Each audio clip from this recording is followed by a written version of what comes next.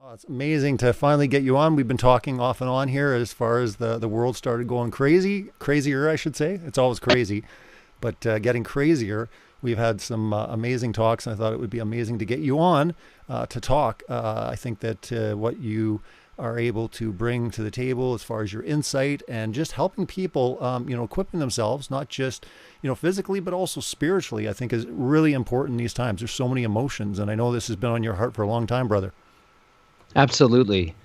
There is a time that people are going through right now that is genuinely unsettling them in ways that they had never perceived possible. Like you said, there's these waves of emotions people are experiencing and going through, and there's these highs and lows right now, and the fear that is percolating so steadily within the hearts and the minds of the people all around us is genuinely changing the atmosphere of people's lives. And so because of that, I'm hoping for an opportunity to spend some time really going over how to really equip people for the days they are experiencing now and the ones to come, because it would be wiser to not just look to the immediate needs of the next 5 days, 2 weeks, month, but the ongoing change that is waiting and potential for each and every one of us if we take captive every potential thought and capitalize on it and be effective and good strategists for the days ahead.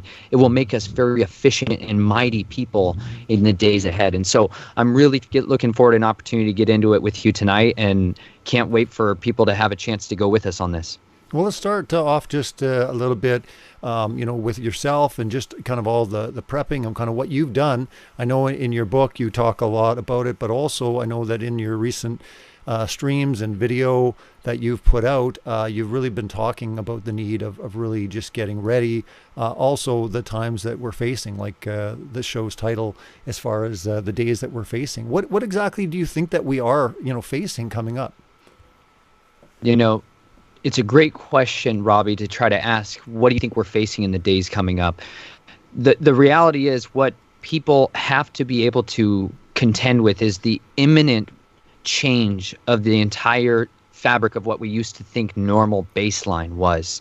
What Monday through Friday and Saturday and Sunday used to bring to each of us on a given week was one way before all this started, and it will never be that same kind of thing again.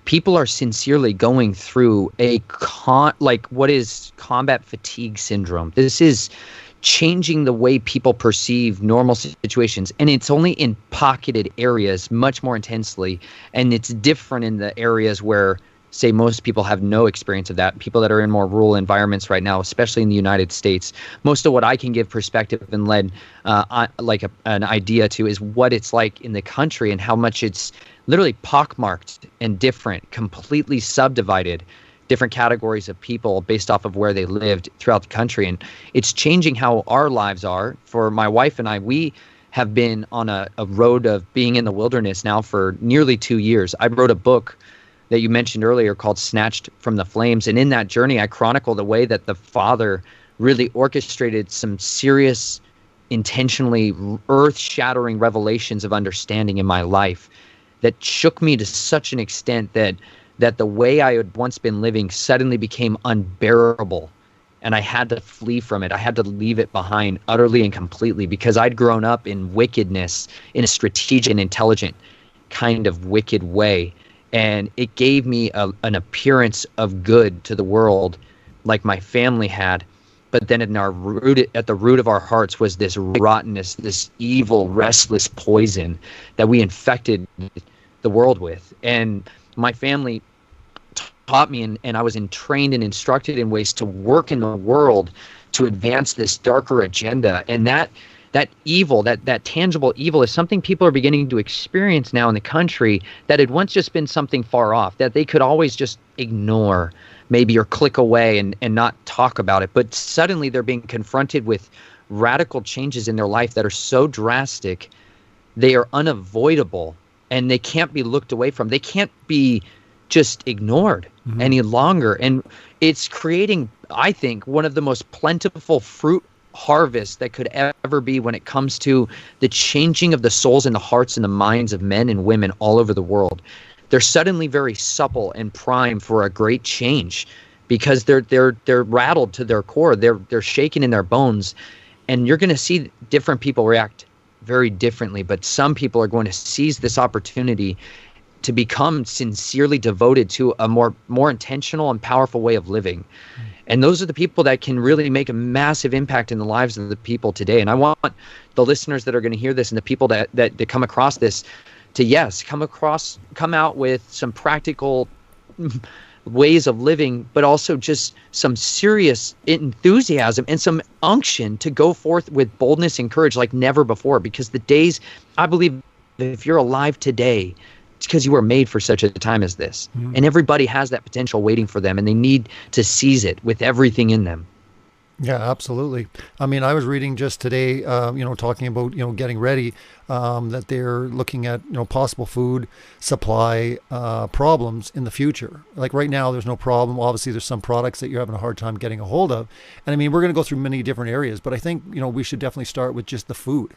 Because it's one thing, like say 3 years ago when people are talking about prepping, oh, you should have food for 6 months. And now everyone's living it. They're actually, at a point now where they can wake up one day and all of a sudden they have a, like you said, their mindsets are going to change a little bit, buying habits. I would even say that a lot of people are going to start looking at even saving more so, even a little bit at a time. Just that rainy day could come. I mean, it's here right now. What do you have to say about just the food? I mean, we've talked about gardens and we've talked about these different areas, but maybe somebody doesn't have the ability to start a garden. Maybe they're in an apartment.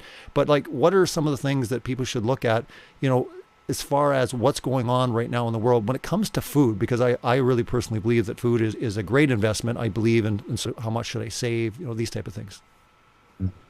Absolutely. Well, there's kind of quite a few different ways you can take that question. I think there's more than enough resources for most people out there to kind of get a handle on understanding why practically it's always a good idea to have a base level quantity of good storable food and water on hand to the best of your ability at all times.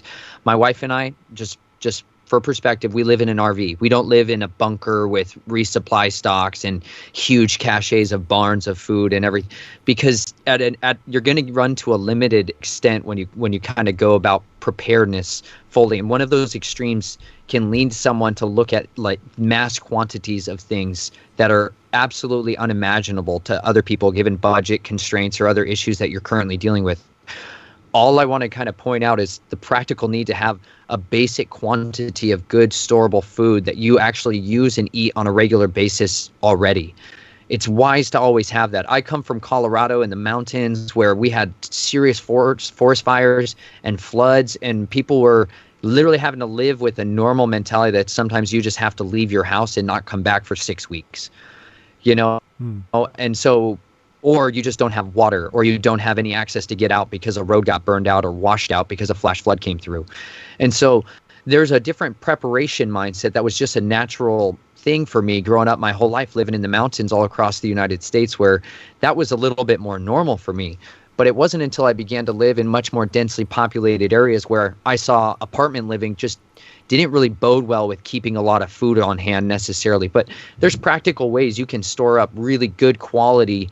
Like I generally lean towards the best of your ability, organic grains, nuts, seeds. And Chelsea, my wife, just did a fantastic little video on our YouTube channel about sprouting seeds on our countertop with a strainer and a paper towel. Like nothing rowdy. She's a mom. We have 2 small children. We're farmers. We're servants and ministers out there. And, we don't have like ample time when you have nursing on demand infants constantly crawling all over you. Mm-hmm. But she sprouted mung beans on our countertop in 5 days, and they were delicious.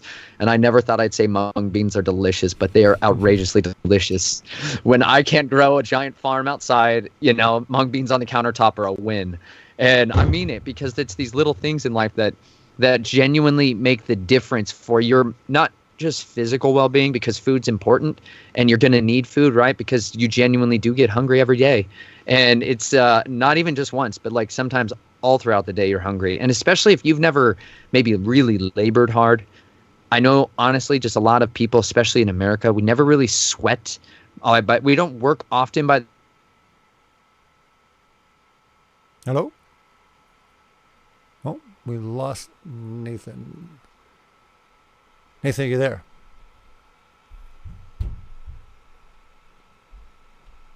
Are you on mute, Nathan? It appears that we've lost Nathan. His audio just gave out. Nathan, are you there? Can you hear me now? No, I can hear you. I can hear you now. All right. Keep going, brother. Sorry about that. It's okay. Sometimes I kick the table and just kick cords directly out of their plugs. Don't get so angry. Don't get so angry when you're talking.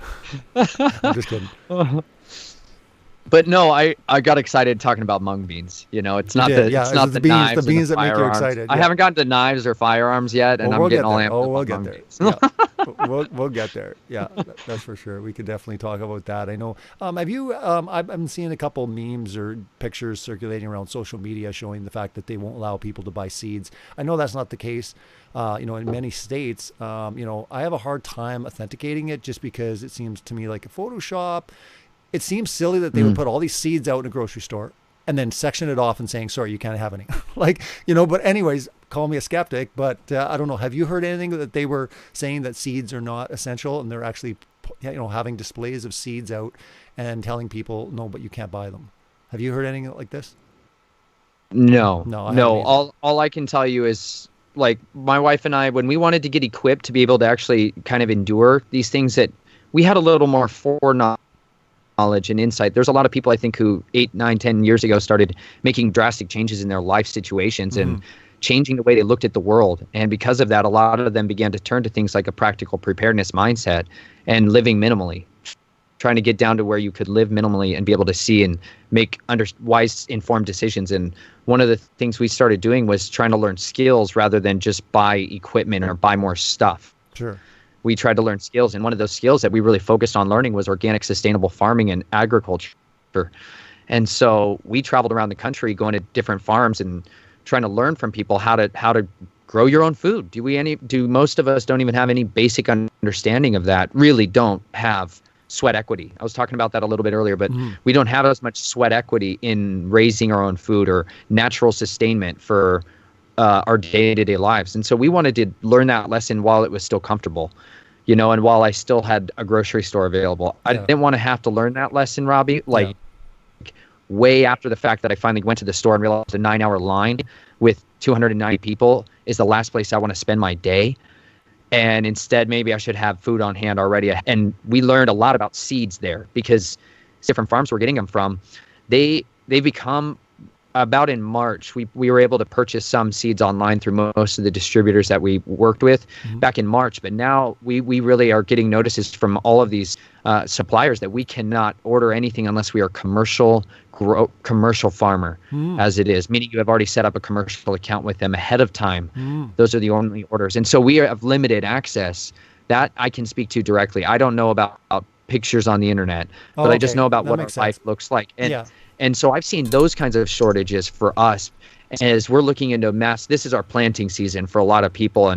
And like right now and over the next 45 days, given your latitude in the country, we're all looking at seeds going in the ground or sprouting and germinating right now. That's a big focus for a lot of people here.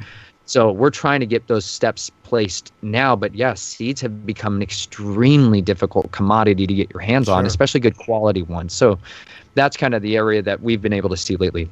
Now, is it more like, how they're trying to reserve the protective, personal protective equipment, for the front lines where, they don't want just regular people to buy them? Is it that similar type of thing? Like you said, you need a commercial account. Is it more for farming, or is it just, you're just seeing a reduction as far as their supply?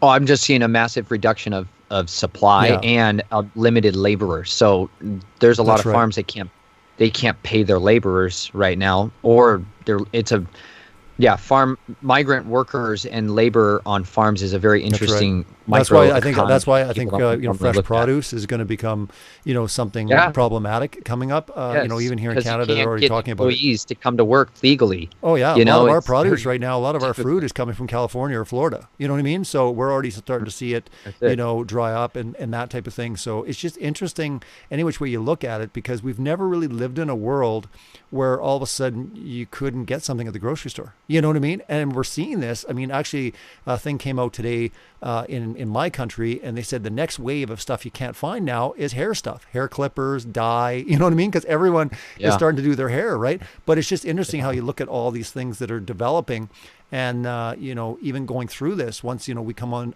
from the other side, everyone is going to have this idea, like, guys, the world can change radically. We've never experienced the world changing like this quickly.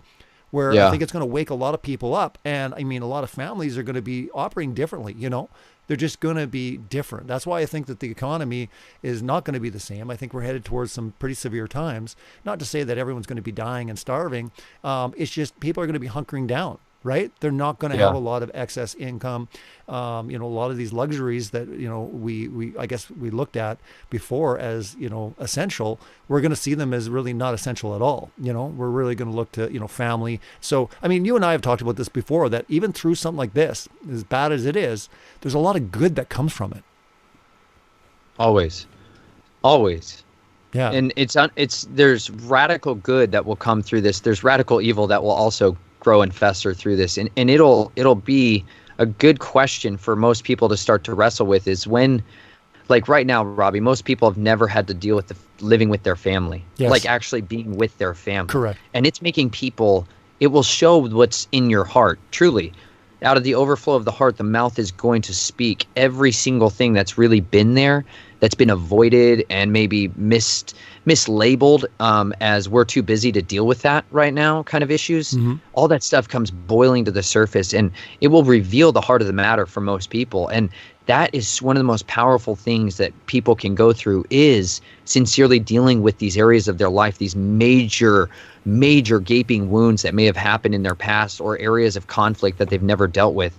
And it is so powerful to address those areas, because even if you get all your practical preparations in line, if you've never just lived with your friends or your family in tight communities ongoingly and exclusively for long periods of time, boy, it's harder than you think. It's a lot harder than you think. And I think people waking up to that is one of the best things that this is producing right now, is what's going on truly that they've never dealt with. Like, there's states down here in the United States where, because the liquor stores are state funded or state operated, mm-hmm. in a sense, that those are drying up, and there's this closing down of bars, and there's this changing of people's natural coping mechanisms that they've been able to be dependent on and relying on for generations. Like it's just what Dad was and Grandpa was, and everybody's been this way. But suddenly all of those generations almost instantaneously were affected with a change to how they could access what used to be maybe readily available. And so even just the change for people having to deal with things like substance addictions, or maybe technology addictions, or these areas of your life that had been out of control, and you're going to have to address those now while you still have the peace of mind in many ways to do it. Because when you start to go through a crisis, like actually really full through it, and you begin to live in a world where maybe it's oppressive now to live and have values and core beliefs that are against what other people would deem are right or legal at that time. So a lot of, like you mentioned earlier, Robbie, a series that I'm working through on my channel is called Becoming a Gibborim. And it's about studying through history and in scripture, but also just present tense history of people that live and have been persecuted and yet became mightier because of it, that went through massive changes in their life or the lives of the people around them, and came out of it being boldened and empowered and fulfilling really what they were here to do their whole life. And that was to be valiant, to be courageous, to be bold, but for the right things. And so that series is trying to walk people through what it would look like if maybe you woke up in a world where it wasn't as friendly to the way you used to live. And it's a cold, creeping feeling for people to have that crawl up their neck when they wake up and they realize they can't go do all those same things they did every day.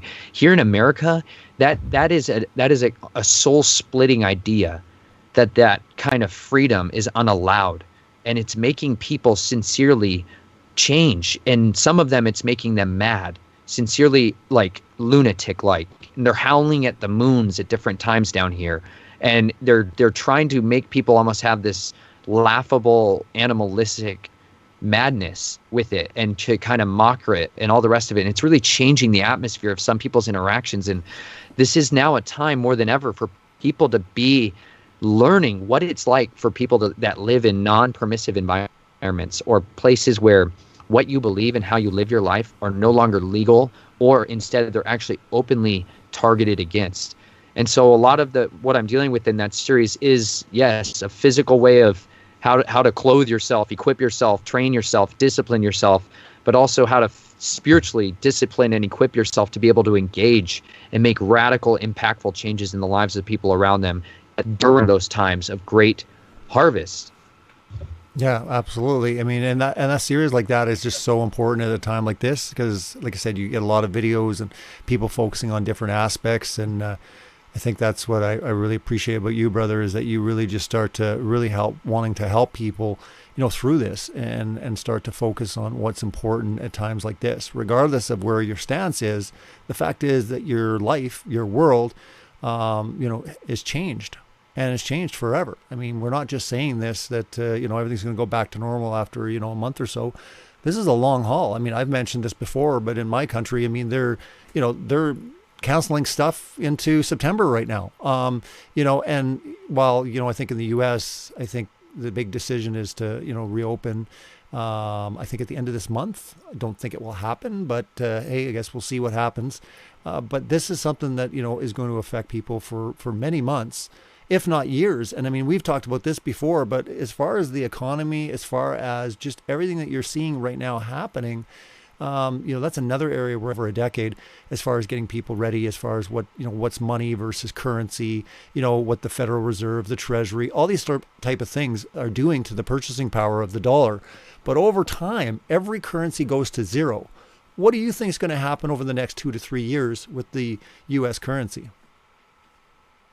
Wow, what a big question. In some ways, I think I can speculate to the best of my ability, but I think the actual purchasing power of what our currency is, kind of $100 will buy you 20 pounds of organic flour to your door. That for us is an absolute reality that has changed so drastically. Is what you said? $100? $100 is what it costs to have flour, 20 pounds of flour shipped to your door if it's organic flour. For us, that's an immediate change to what are basic staples in a household, the purchasing power of it. Now, that will change and fluctuate as, like we've talked about, some of these factors ebb and flow given the amount of money they can just create out of magic, or the amount of actual storable and purchase goods that are actually available to be put on the market. There's a huge factor there that's going to arrest many of these different kind of times and financial areas of our lives. And the biggest one, though, is genuinely just is really interesting balancing act that they're doing. But because of that, it's made, I believe, wartime preparations for the United States the biggest boom of the industry in the days ahead. And that's kind of an area that I'd talk to you a little bit more about, that I was looking into, as a lot of wartime preparations and how people are sincerely putting a population in a mindset to be like it was during World War II, which was forced rationing in a sense, but very, very different how it looks today. Sure. And how that really does benefit, if anybody, the most is some of the military industrial complex down here in the States. And so rather than what I can put in ones and zeros in the United States dollar, perhaps elsewhere, or in different bonds and certificates. So I do think that the actual movement towards them of physical assets based, rather than just a faith on a currency like the Federal Reserve, the credits, right? Yeah, well, that's spot on for sure. I mean, definitely in an inflationary type environment, you're going to have to start, price setting, rationing, these type of things. While you've got, staying your distance, so many in a store, certain items are restricted as far as, you can only have 2 per family, is that, things will start looking better, closer to the election. It will be into 2021, I think, where things really start breaking down. And I mean, what we're seeing now is just a pretense, of what is coming, in my opinion. Again, I could be wrong, but I think, like what we're talking about in the show, is it's always smart to be prepared. I have a hard time finding something. So when all of a sudden, does it make more sense to actually supply a little bit more at a time rather than living week to week. And I think a lot of Americans, and I'll just say Americans, I'll say the West, have that mentality where they're just kind of living, week to week, 2 weeks to, and I think that to me is a dangerous way to live regardless, because you never know exactly when things will change. And I mean, we've seen a huge change happen right now. And I think there's going to be many changes coming down the road. What do you think? Well, I think that's exactly why people are needing to, if anything, invest in changing their current understanding of the world. Make serious disciplined actions in your life and seize the opportunity that you've been entrusted with to be. A lot of people have never been paid to stay at home before at all. Yeah. And that's an unbelievable responsibility. That's not just like a paid vacation. That's the last thing you should do, is get ensnared in the entertainment opportunity to capitalize on learning skills and to change our lifestyle willingly in a good way, in a direction that equips us to be able to go forward from here, better equipped mentally, emotionally, and spiritually, as well as physically, to handle changing environments like this. Because we just saw the pendulum swing for a lot of people 90 degrees. It causes people such catastrophic disruptions that they start to break apart at the seams. They disintegrate. Sincerely, they actually disintegrate. People will become undone. And that's a very imminent reality for certain people that have not capitalized on this time, but have fallen into that total entertainment trap, because you're getting conditioned to think and act in such a way when you're always plugging into those different streams of influence that are all around us, always seeking to capitalize on it, because that's really where, like, an economic virus, in a sense, that's infecting the nation. It's changing people's paradigms so drastically, and they're kind of holding on right now for the next 2 weeks, like you said, Robbie, here in the States, so people thinking a couple weeks out at a time at the most, whereas other countries around the world, they have a mindset of thinking months out. Or maybe even, like you said, you're asking me a question about years. Correct. I don't know how many Americans have even asked me a question about years, like handfuls. It just, the mindset is really conditioned very differently down here, that people do not think that far out often. And because of that, they become so driven to a small base level needs hierarchy that they can't grab a hold and seize the opportunity of, you've been given time off, capitalize on it. My wife and I, we both are stay-at-home parents, and it has given us an enormous amount of time to try to learn and establish a way of living that is not conventional, that requires total dedication and sacrifice to what we believe in, and losing everything we have for the sake of the truth that we have found. Like, we've learned what it is to have plenty and have lack, and to be content in both situations.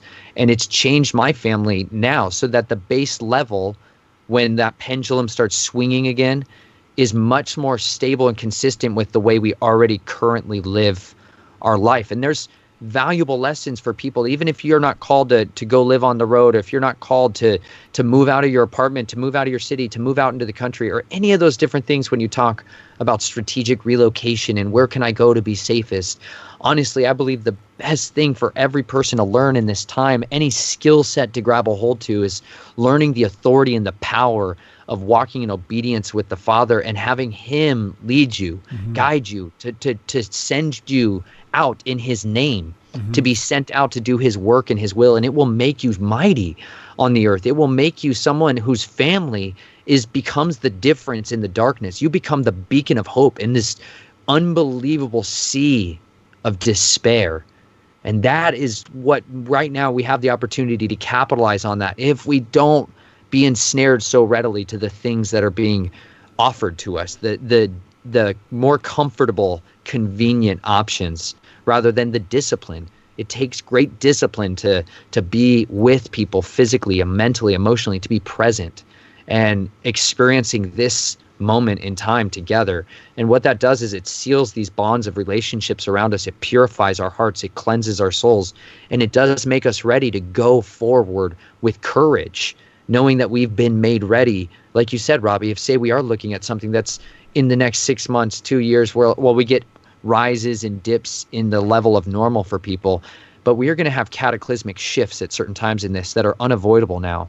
And because of that, we need to make ready our hearts and our homes for managing all of those changing speeds of direction of the pendulum of change that's upon us.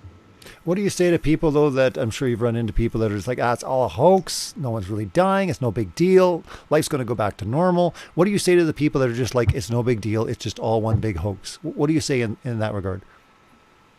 Well, here's what's unavoidable for individuals that want to talk about a level of hoaxing that's taking place.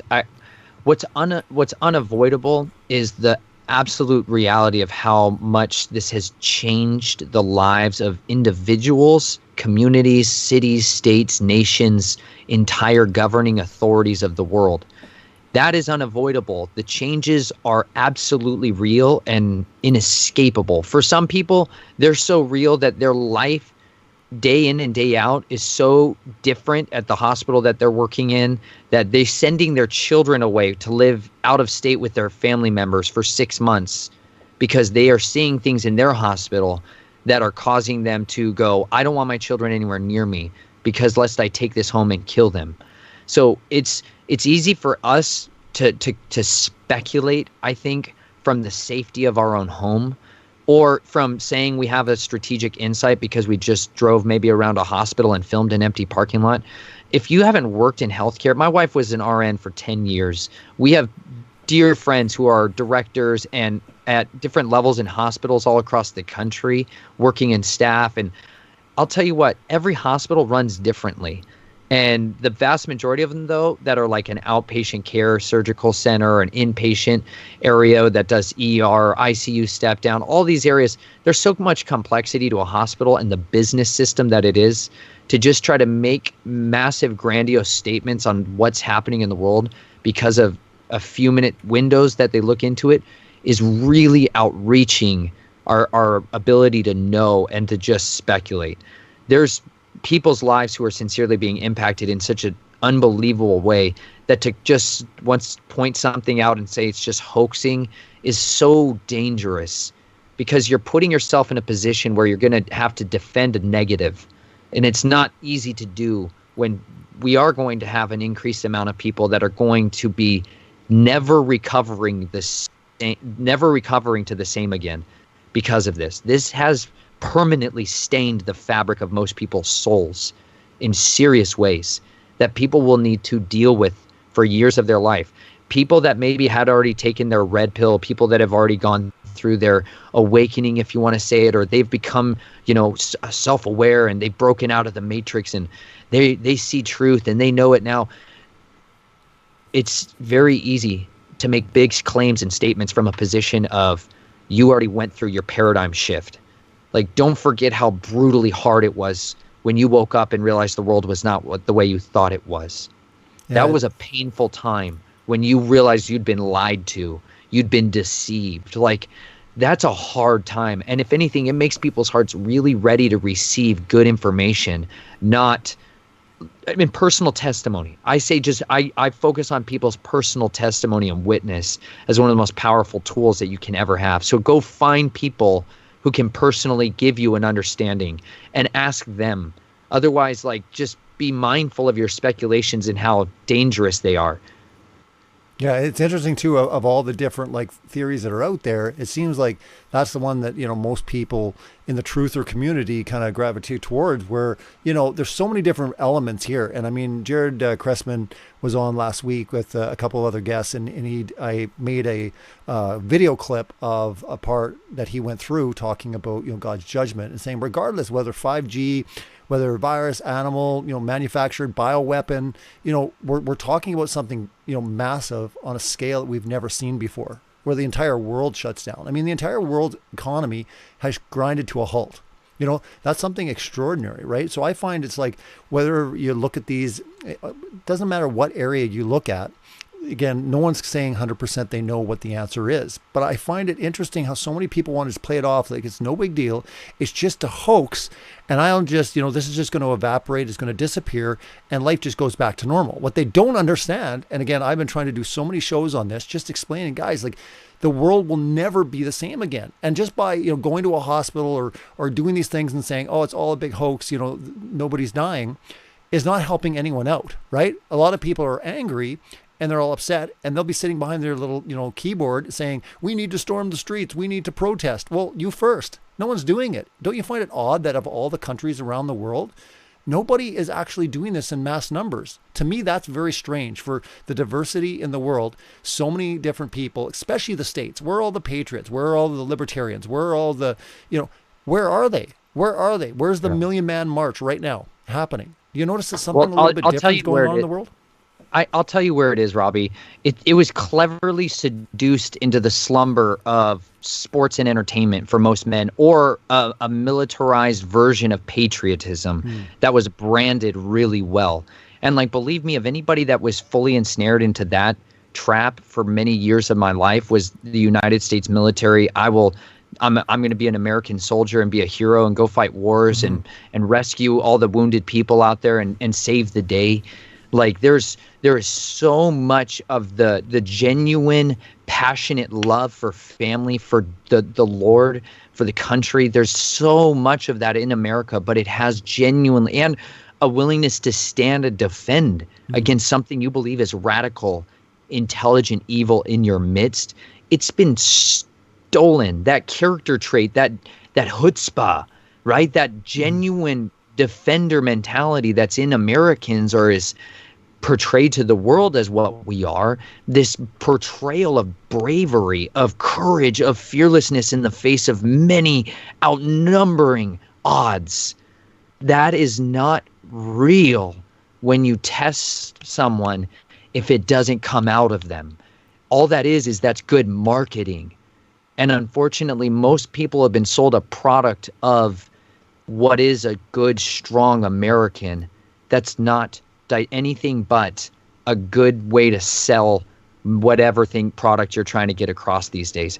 Because when Americans have actually get seduced, they do it to pacify us in a sense, and to steal us from getting out there and getting active and being a part of the lives of the people around us in our immediate sphere of influence. If you actually read the Bible, and just do what it says, and you live a bold and courageous life, you are not normal at all. Yeah. You are nothing like the way you used to be. You're sincerely not. And that's from the beginning of the book to the end of it, the true story for every person this thing touches. And if you really do look at the situation that you're facing right now, and you want to know anything you've ever needed to know in your life, read that book like your life depends on it, because it's a weapon that does galvanize men's hearts, and it sharpens them into one of the most cutting edges they could ever be. It turns women into mighty warriors who have such an unbelievable understanding of meekness, of power under control, of humility, of sacrifice. I've seen my wife be transformed by that book. She went from a girl who I married to a woman of such undulating sacrifice for her family. She's given up her career. She's given up everything for the truths that she has. She gives up her body continually for my children. She's a powerful, different kind of woman now than the woman she was when I met her. And that's a good thing. People need that in their life. They need to see that happening around them. They need to see men that are brave, actually brave. Not I'll be brave when I watch a commercial that churns my heart up and makes me feel fired up, so I go watch a patriotic movie and I scratch the itch. You're supposed to be a brave and courageous man, because you serve the God, the author of bravery and courage on the face of the earth. If you serve in that camp, if you want to be someone who says, I bring truth out to people, then you need to learn how to be bold for that truth, and then you need to learn how to sacrifice for it. And most people have lost sight of what it means to sacrifice. Most people have forsaken the power of laying down your life for the people you love, because that's what you need more than anything else to prepare for the days ahead, is to learn the power of suffering, to learn the power of persecution, for what it will do to you and the lives of the people around you. It will change you. It will transform you. And that is a good thing. And I've been eagerly praying for years of my life that the churches would be closed and the sheep would be scattered, because it's one of the most powerful ways to send out the true agents of influence, back into their communities, back into the pockets where the Father has nestled them, so they can enact powerful changes and be the source of deliverance and answers to prayer, powerful answers to people that are in need at that time. If you're equipped to handle the days ahead of you, you become a beacon in the middle of darkness there that is a house of refuge for people. You don't have to have your big bug out location in the mountains where you can supply everyone's needs. You can literally be somebody who listened to somebody today. Actually look them in the eyes and listen to them today. And you are the difference maker. People are so vulnerable out there right now. People are so influenceable out there right now. And the enemy and every bit of marketing, broadcasting spell array we can get on people's minds is pumping every bit of signals into their mind, whatever direction they want to swing people. But we need to be the ones standing in the gap. These strange people, these set apart people that are not moved by the fear of men, that are not moved by the doubts and the insecurities that once ruled us, but instead we have a calling that is placed on us, such a powerful understanding that we simply cannot move from our convictions. And we become the immovable object in the way of all the oppression that the world and the enemy and the dragon of old can send at us. And that's how we become mighty. And I'm hoping and praying that people will grab a hold of this time like never before and seize it. Like you said, Robbie, and stand up when everyone else falls, that they would stand, having done all these things to continue to stand, right? For some of you, that's just right now with your addictions, right now with your fear, with the ways that you escape, with your little avoidance mechanisms, that you would avoid hiding from your fears and instead face them and become empowered to overcome them and to drive them out of your life. That you would become a new man, a new woman, a child and a teenager who is ready to go forward and do mighty things.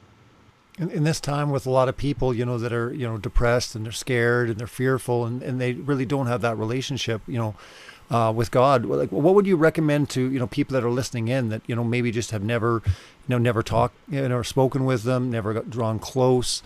In these times, I think it's really important, and people, they're going to be spending a lot more time in solitude, thinking about these things, and then also drawing close to their Creator. I think that this is a time where His people, like you had mentioned, that they're scattered, but again, they rise up. And they're incredibly strong in this time. They're ambassadors for Him and in this truth. And we have to show the love of Christ. We have to also be ambassadors and strong in truth. And I think that it's very important when people understand that there is hope. There is the answers. There is the truth. He is the truth. Absolutely. And not only that, Robbie, I'm so thankful to hear you speak with convictions about that, Robbie, and to say that. Can I just say that sincerely? Like, I respect tremendously men who have any level of any kind of influence in their life or in the world around them, that they would actually stand on those kinds of a word, that they really believe He is the answer and He is the truth. And that's what ultimately people need to seek. That's such a powerful statement. And I thank you for saying that and believing that, but also for changing your life and living your life in a way that you believe that. And you're willing to lay your life down for what you believe. And to me, people are so desperate for that right now. People are so hungry to see people of conviction. There's going to be a famine of true, authentic humanity for people. Like, to me, that's the greatest virus that is potentially latent in the cells of men, is that they would be passive when a moment of time is brought before them where they can strike deep, deep wounds into the people they love and the people around them, or they can mend many hearts, that they can set captives free, that they can drive out the evil spirits that have plagued people for centuries, that they could instead be the ones opening the eyes of those who have lost their sight. I am so fired up to know that there are people like that with that unction and that desire who are going forth and doing that, because the enemy raises up people to do influence for evil, sincerely, to just influence people in evil ways. And they tend to have almost always the predominant message broadcast system out there, they will almost always have the ear of many. But the Holy Spirit is never devoid of, the Holy Spirit never needs our help to get his message out. He will always find people that are faithful and diligent and obedient to advance his kingdom no matter the call. If you don't know who really the God of the Bible really is, if you don't really know who Jesus is, you are not even remotely alone. I am, without any way, shape, or saying this to try to offend people, if you've been in church most of your life, in America, the corporate franchise Christianity that has been marketed and sold on as a product on every street corner, if you are a product of that environment, you probably don't actually know the God of the Bible that you grew up with. Like, he is living and active and more powerful and loving and sincere and genuine and good than anything you've ever known in your life. And he will sustain you. He will be a refuge to you in your distress. You can call upon the name of the living God and he will save you, actually save you. Not like, then I bowed my head and closed my eyes and prayed and he saved me. I'm talking about he'll actually save you. Like your house is on fire in front of your eyes and he extinguishes it when you ask him to save you. Like he will build a wall of protection around you that people who've spent their whole life being learned to murder, learn to trade and kill life as a commodity will not be able to touch you. Like my wife and I now have a massive playbook of testimonies that he has given us where he's shown us he is mightier than anything I've ever known. And I've known deep darkness. I have known the way of an evil, lascivious life that offered me death as a way to get vengeance on my foes, as a way to just become a manslayer with reckless abandon and strategic precision. I gave my body over to evil so that I could enact vengeance on this earth. And it was worthlessness at the end of it. It devoured my soul and it left me empty and wanting.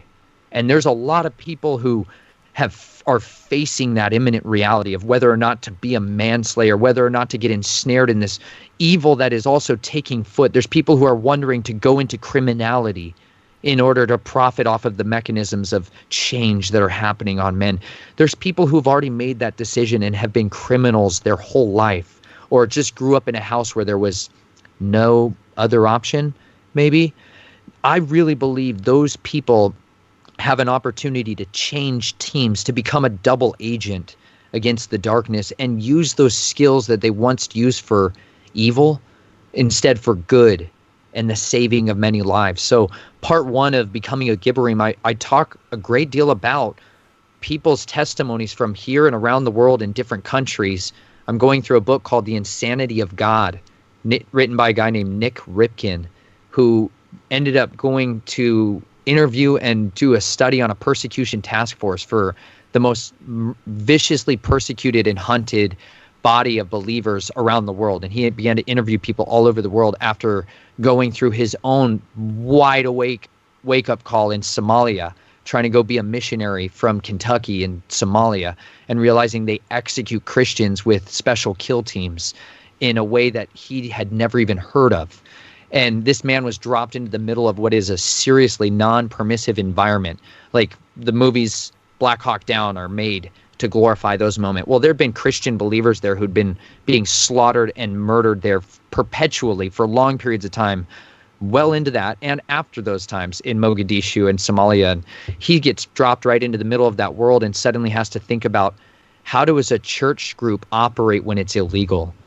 And not just a little bit illegal, like it's illegal if you ever share the name or if you ever hold a Bible in your hands, illegal.